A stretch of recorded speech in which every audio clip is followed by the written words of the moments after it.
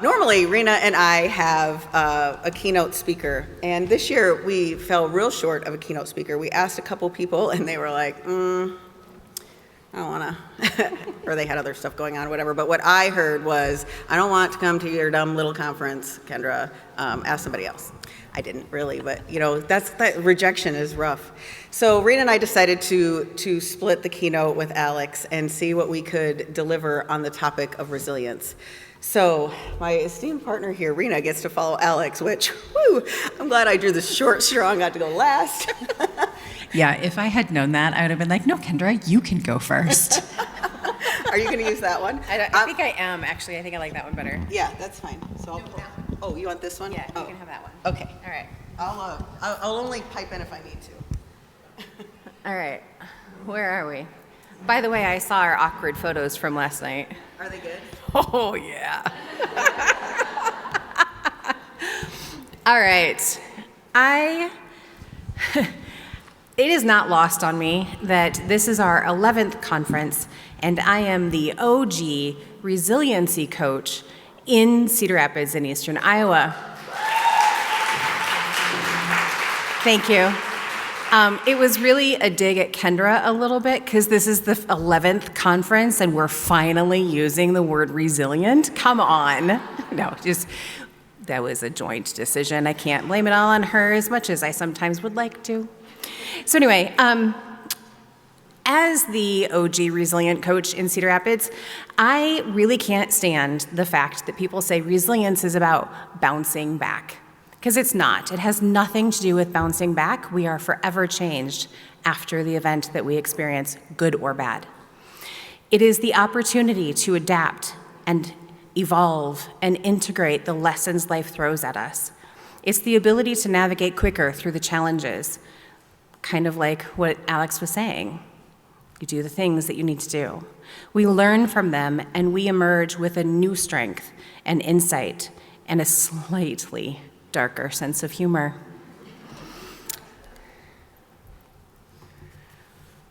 And it's fucking exhausting.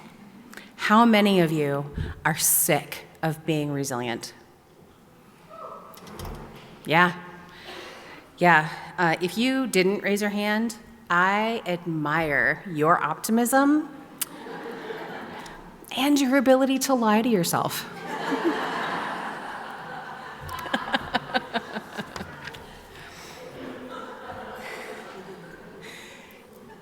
Every time, like, I'm totally over it. We have all been tricked into believing that at some point we will reach the magical land of having it all together. And like, there's a checkpoint in adulthood where we unlock easy mode.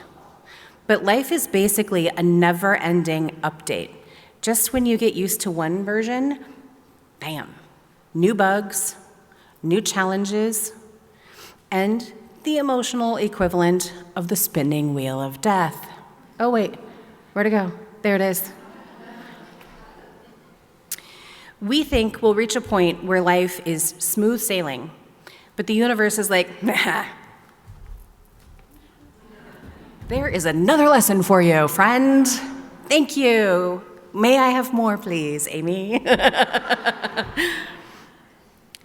We think, nope, I already said that.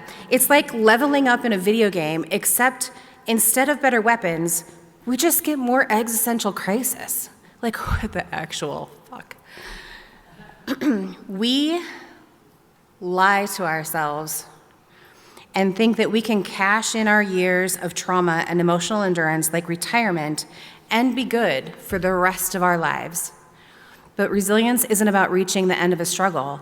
It's about getting better at handling the struggle. Thinking of it like a muscle. You don't lift weights so they feel lighter. You lift weights so you are stronger. There is no expiration date on that.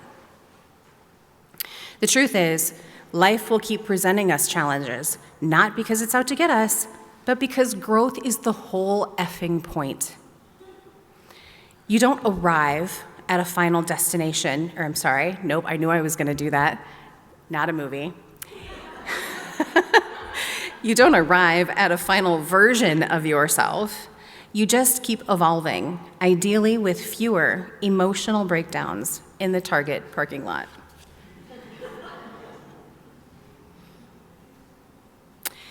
At first I thought, oh, whoops, I totally skipped an entire page. Oh yeah, I totally did. Yep. Where are we? Okay, here we are. We can't control the test, but we can control how we answer it, whether we dramatically fake our own demise to avoid it. It's like a pop quiz. Suffering is a choice. Kind of like this keynote. Yay! We're both funny, and I'm so glad she laughed at that, because, yay. We're both funny. At least we think we are, but combining our funny, I was like, what are we doing, and why are we doing that to ourselves? And at first I thought, easy peasy, lemon squeezy, we're gonna play off each other like we always do, and then this one, so I am sandwiched in between Alex and Kendra, and I feel like, wow, how am I gonna do that? Because I usually have an entire hour to really make you laugh and get my point across, but now I've got 20 minutes. And so I'm trying to compact it all in and get as many jokes in as possible. And for the love of everything, my brain, welcome to the inside conversation. So I immediately started to overthink about how this was gonna work, and I really thought we were gonna back and forth, because we really are funny together and separately. And then, thankfully, AI, yay, thank you, artificial intelligence, pulled me out of it and showed me what an amazing opportunity for growth that this will be. So there was definitely a moment that I wanted to speak to the manager. And then I realized we are the managers, and we definitely did this to ourselves. It was more like, no, Rina, we're not gonna do that. Okay, Kendra, what are we gonna do? The point is, pain is inevitable. And you can cry, you can post on social media, you can pretend it doesn't exist, or you can do the work. Suffering is optional. We get to choose how long we sit in it. Growth isn't about avoiding the hard things. It's about moving through them faster, with more awareness, and hopefully with a little less dramatic flair. And, of course, ask AI to help you, since you don't have the whole hour to yourself, and you have to share the stage. Then I found this little meme. If that does not describe at least one emotion that we have all had today, even, I cannot leave you actionless. And I think there's a second part after Kendra does her thing, right? You did get that done? The pretty, oh, is it the next slide? Okay, see, then we change things around, and I don't know, because she has that control. So, this is all about being resilient. Yay! Okay, so here's something to remember. Your internal voice does not need to breathe. Is this new advice, a new thing that you've just learned? Yes? Okay, so I want to stop talking for a second, and I want you all to take a deep breath that you don't really need. Think of the thing that's really irritating the shit out of you, and just scream inside your head. You can, if it really needs to come out, totally cool. There is zero judgment in this room. But if you want, scream inside your head. And you can breathe while you're doing it, because that internal voice doesn't have to breathe. It's really good. I really like that. There are days. So, resilience is about realizing that the struggle is the game, and you just get to go through playing it. Here's the slide that I wasn't sure where was. These are some tips for you to get through. So the emotional support playlist, how many of you have go-to music? Yes, freaking love it. The toddler tantrum rule. Here's what we're all gonna do. We're all gonna stand up. Now remember, you just screamed in your head and you were able to breathe. That was fun, right? One of the things that, even though we cannot stand it when toddlers have temper tantrums, one of the things that makes children so resilient is that they are moving that energy. They are getting that energy out of their body the best way that they know how. So we're all gonna throw a little temper tantrum right now. You can stomp your feet, you can wave your hands, you can get on the floor and kick if you want to. I really don't care. I actually kind of hope somebody does do that. And where's Jess? I want Jess to get a picture of that. Okay, good. All right, are we ready? You can scream, you can do whatever you want. Temper tantrum.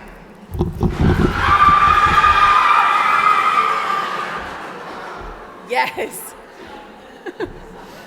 Did that feel good? I heard. That felt good. Yeah. Do we want to do it one more time? Okay. I'll come to this side. Ready?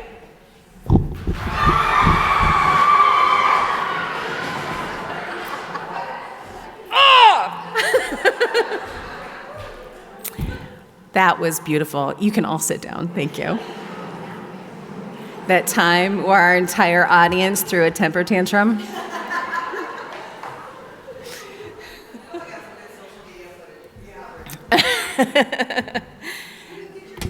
Finally, the one ridiculous thing rule to help us get through all of our shit. Dress up, put a crown on, do your dishes in your crown, something ridiculous. It is honestly the only thing that I can think of because my perimenopausal brain just shit everything else out. Yeah. So, I'm going to take some suggestions while Kendra makes her way back up to the stage. What other ridiculous things can you think of to do? Yes? Fully naked. Yes! I love it. Yeah. Don't cook naked.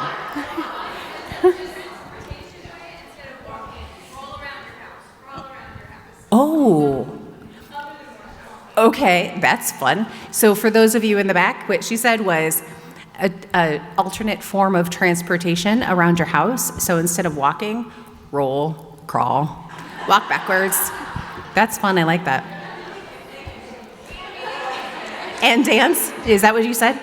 And dance? And dance naked, yes. Yeah. A kid I grew up with every year on Facebook does well, he's not a kid anymore, he's an old man, which makes this even better. He does a naked gardening day, and he posts a picture of himself in his yard. He is absolutely fully nude in the photo, but they will, like, a tree branch will be strategically placed, or one time it was a hoe. And he does it every year. And his daughter's in high school and was a part of a musical that I was doing makeup for recently. And she was like, oh my God, it's almost naked gardening day. And I was like, yes, it's almost naked gardening day, because he does it every year and it's a hilarious picture. And that just reminded me of that. Yeah. I mean, we don't have to do it all naked, but I mean, tutus and tiaras and, Right. you know, the stuff that's about to come out of my mouth is going to let you all know who I am as a person, and I'm not sure. I'm not sure we're there yet. The stuff that's about to come out of your mouth, that's not what. My talk. All right, so I can't read the whole thing because the speaker's in the way, but we all need to keep growing and becoming stronger and better versions of ourselves. And resilience is what is helping us do that. And if nothing else, we get some really good stories.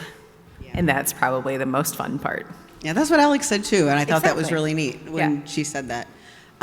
If you're not familiar with the coaching that Rina does, and she takes you through processes like this with the coaching that she does, and it's very, very remarkable. And she uses things that I can't describe on stage now, but But brain things.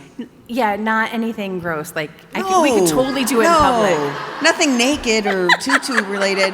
But she taps into your brain in a very amazing way. So anyway, if you're ever like, I might need to have myself coach through some moments of resilience or a career change or gosh knows what you coach people through. I don't know. I know what you coached me through, and I'm sorry. All right, well, on that note, thank you for my portion of the talk.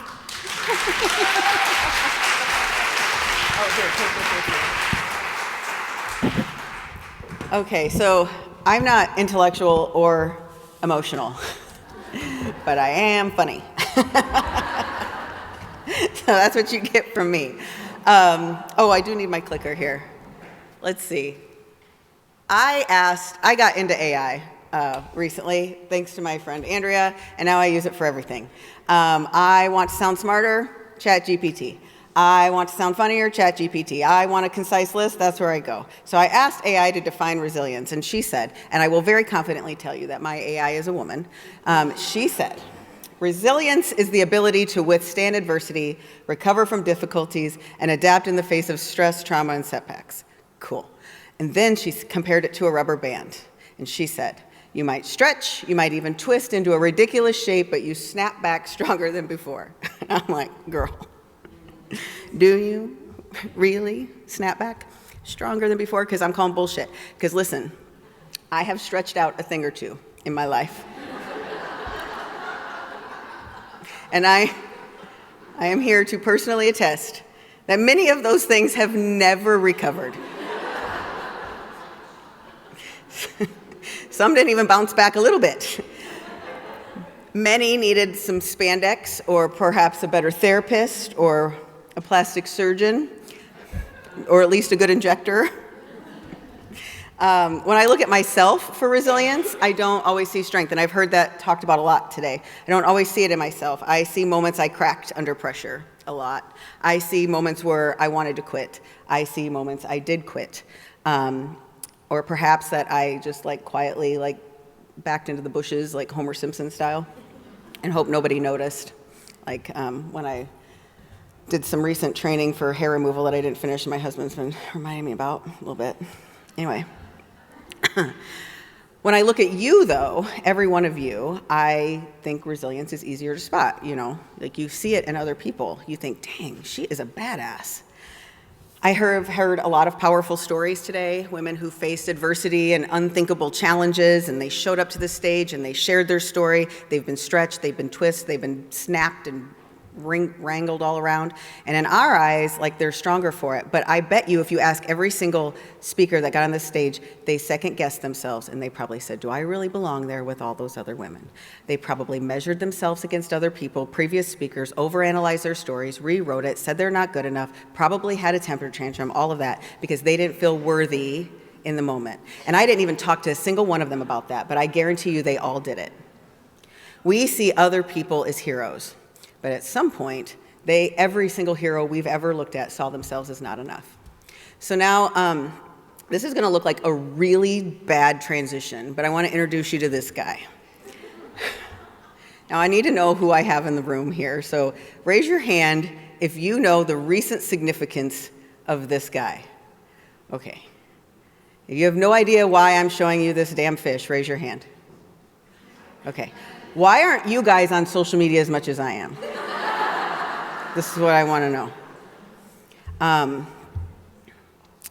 If you're not into social media as much as I am, you probably know this fish from maybe Finding Nemo.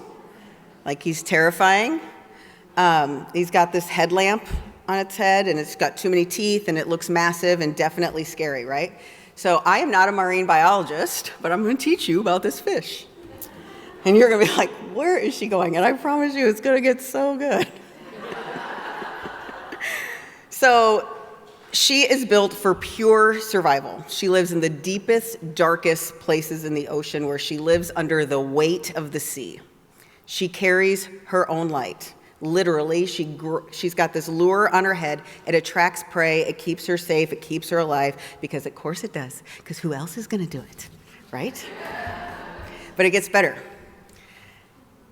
As if being the literal light of her entire world is not enough, do you want to know about the male anglerfish?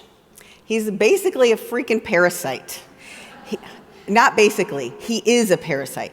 He latches onto his female, fuses with her body, and lives off of her forever.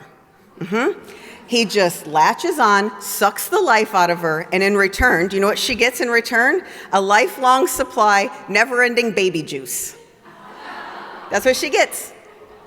Yeah, sounds kind of like, it doesn't sound like my marriage, but it sounds a lot like being married, a little bit. This fish is all of us. The parallels are uncanny. I could go on forever. She's especially us. We've got to make big magic, right? We've got to make something happen for everybody else. Christmas morning, who's making the light happen? Who's doing it all? Who's making the magic happen? That's us. Family milestone, big celebration, early morning, maybe nobody can find their freaking shoes. That's us, right? Big presentation. The dog threw up. Getting to a women's conference. It's all us. We do it all. We create the light. We carry the weight of the whole sea. And let's be real, we probably have a parasite or two sucking the life out of us while we try to do it.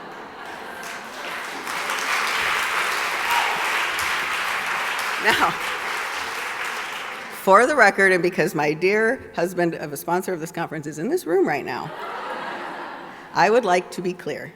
I'm not saying that the parasite is a man, necessarily, but stay with me, okay? Perhaps it might sometimes look like a man.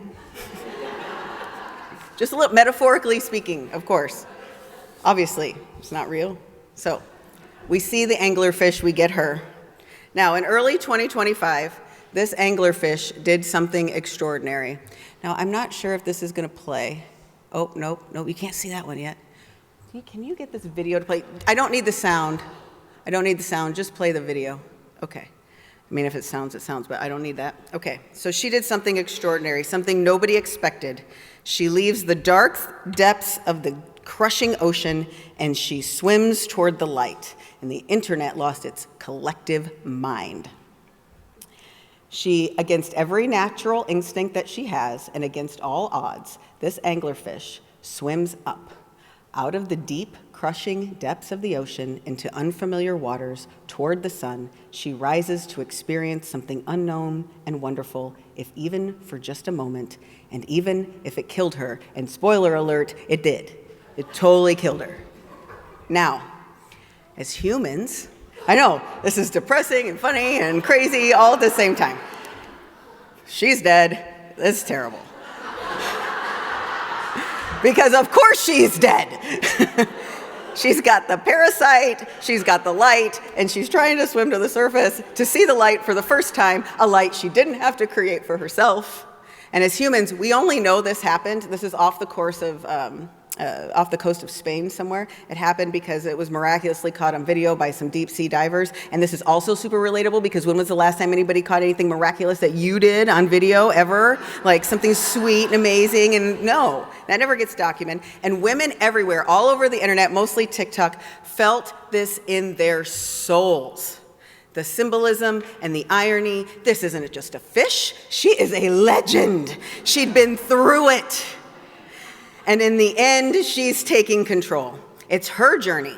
And though perilous and ultimately fatal, it's the moment of defiance and longing, and it's a moment of bravery, because for the first time, she gets to experience light that she didn't create herself, and we celebrated her, and we glorified her, and we felt her, except she's not a hero at all, you guys. She's not. I'm gonna ruin it. The lore ends here. It's over. First of all, she's not some massive, majestic, deep-sea warrior. While she looked terrifying, when zoomed in, let's see if I can get to the next slide here. We're going to zoom her in. Come on. Oh, this takes it all away. Oh, next. Why? Will it go to the next one? This is what I get for trying to put a video in this damn thing. Oh no. Okay. He's being like not showing you what he's doing. I get what he's doing. Okay, are you so excited to hear? The cliff we're all standing on right now. There she is. She's not the majestic, massive deep sea warrior. She looks terrifying, but she could fit in the palm of your hand. The deep sea queen is roughly the size of a chicken nugget. And yet, for days, the internet turned her into this giant symbol of resilience and of strength and of breaking through the darkest depths. People made art. They wrote songs. They wrote songs. They sang songs. They wrote poems. And people got tattoos. They got tattoos of a fish they just met. They were like, this fish is my queen, and I am tattooing her on my body for all of creation. And this is why it's better. This is why it's funny, because then the scientists show up. And like they do, probably because they're men, metaphorically speaking, obviously, they ruined it. They killed the romance. As it turns out, careful analysis, some unpoetic marine biology comes up and says, science offers a far less inspiring explanation for her unexpected rise to the surface. And while there's a few theories, one stands out among the rest, and it's that she probably had to fart. Yep. While the internet saw her as this warrior breaking free from the abyss, science says she had a buildup of gas that caused her to accidentally float to the surface and die. Okay, now, I know a lot of women. I'm not one of them. My whole family's here. If I tried to bullshit you right now, they would call me out. But like many women I know, probably most of you, this fish wasn't born with the ability to fart. I was. She is not. The deep sea anglerfish, like many fish, doesn't have what's called a swim bladder, which is apparently the organ that allows a fish to control their buoyancy. So without a swim bladder, she doesn't need one because she's living under the weight of the ocean. She's not supposed to be flying up, They can't release any sort of gas. So this is one of the reasons that it's believed the fish may have had this buildup of unexpected gas. As she floats to the surface, there's no efficient way for her to release it. She's going to blow up. She's going to die. It's fine. So the irony, all the symbolism, you can see it, right? You can hear it all. And it's probably that she ate something that had a swim bladder, because of course. Or if she's half the room here, she's probably got gallbladder issues or IBS or lactose intolerance or freaking menopause. She basically bloated and drifted away like an untied balloon. And then she died. The internet's symbol of resilience and female empowerment could have been saved by a fart. Oh, that's some ish I can relate to. Okay. But this is how I feel. Now, this is where we come back to resilience. This is exactly what we do when we assign resilience to everyone else. We make them bigger, we make them stronger, we make them more powerful than we see ourselves. We turn their struggles into something cinematic, a story of triumph, a symbol of strength. They are resilient, they overcame, they can handle it. But what do we actually learn from the anglerfish? Because I'm not just trying to stand up here and make fart jokes. I'm going to make a few more, but I'm not just trying to do that. I think it's twofold. First of all, sometimes resilience isn't just a majestic, heroic ascent into the light. Sometimes it's just a biological accident.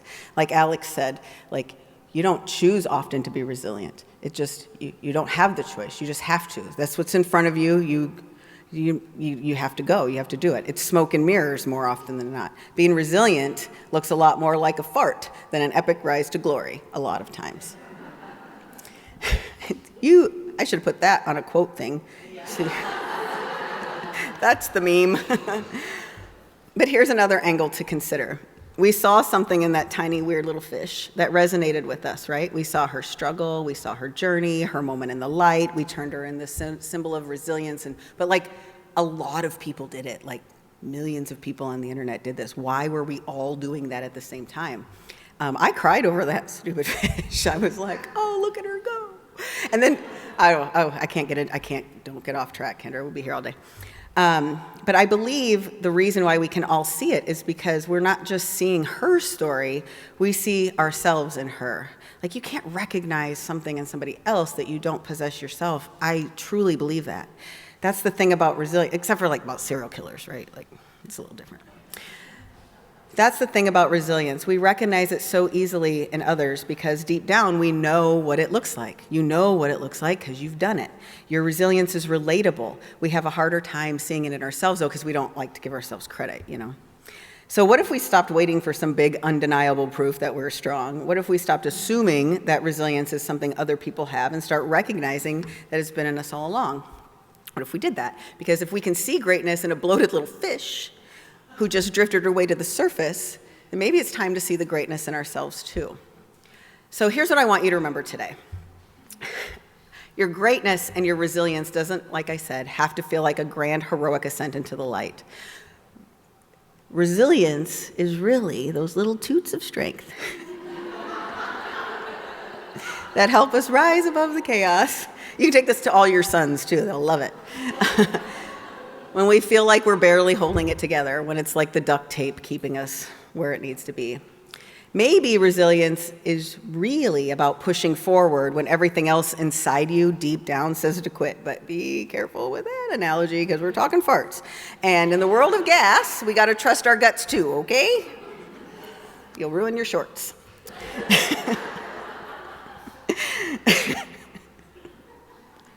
Oh.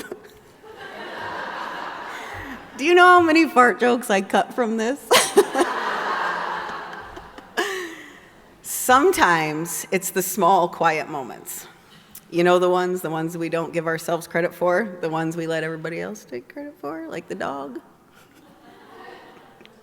Also a fart joke. Okay, but here it is really. Resilience is about finding light, even when you have to create it yourself. It's about recognizing that while it might not look, sound, or smell glamorous, resilience is recognizing progress, especially when it's not pretty. I don't believe that anyone always feels resilient. I don't even think people feel resilient in the moment. I think, Erica, you could probably say all the things you look back on and that people give you credit for being resilient. In the moment, it felt like vomit, it felt like torture, it felt like, why me? Like, I think resilience is kind of like, 20/20 vision, looking back on something. But I think we can all feel resilient-ish most of the time.